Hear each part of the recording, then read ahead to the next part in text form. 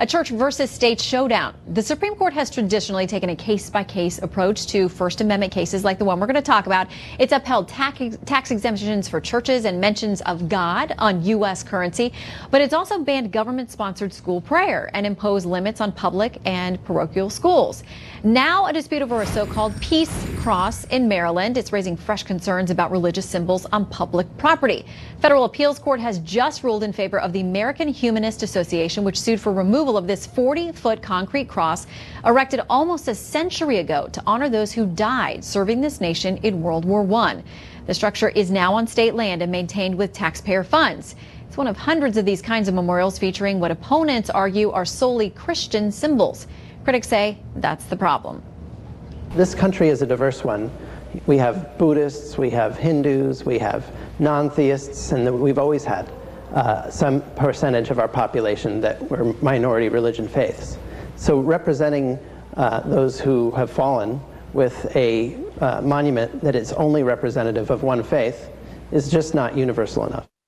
First Liberty Institute, which is defending the veterans groups that help maintain the memorial, is vowing to take this issue all the way to the Supreme Court. Its Deputy Counsel Jeremy Dice joins me here. Good to see you tonight, Jeremy. Thanks for having me, Shannon. Okay, so you lost this case a couple of weeks ago. I want to read a little bit of what the Fourth Circuit had to say about this and why they decided that cross, a century old, put up by people who raise money in the community, has got to go. They said the monument here has the primary effect of endorsing religion and excessively entangles the government in religion.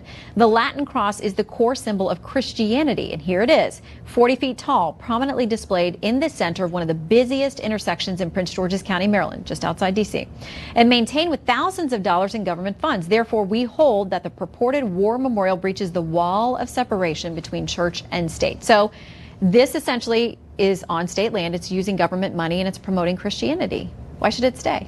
Well, the funny thing about it is that back almost 100 years ago now, moms that had their sons die in World War I, almost 88,000 men from America died in World War I. These moms got together and partnered with the American Legion, and they were the ones that started this whole project off. These Gold Star moms started this project off in Bladensburg.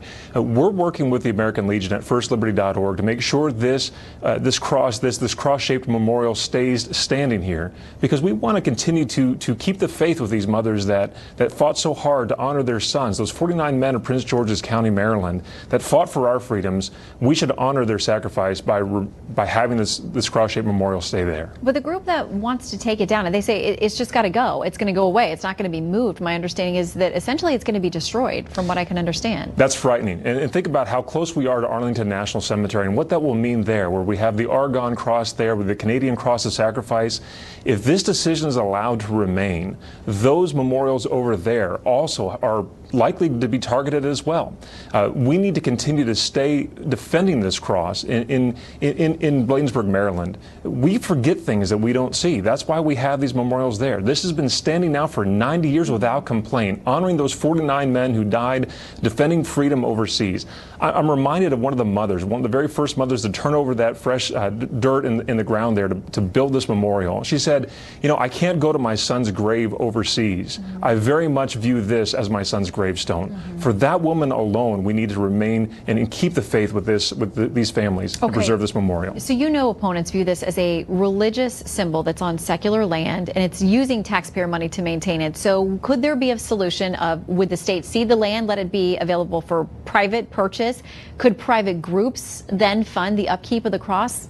Is there a solution in there? Oddly enough, it was on private land to begin with. Right, and then it was transferred over to state land. And then when the highway got too big, remember this is the National Defense Highway, which is itself a World War I memorial as a highway. And then when the roads got busier, they expanded that highway. The workers couldn't bear to tear it down, so they made sure it stayed standing there and routed the traffic around it here. And so it has always been stood as a private memorial, something that was started by private individuals and have been preserved to defend the honor and the memory of these men of Bladensburg, Maryland. And I know that you have applied to have the full Fourth Circuit rehear it. If they say no, I assume you're going to the Supreme Court, and we will cover it and see you there. We will try to do so. I would encourage you to stay in touch at firstliberty.org. All right.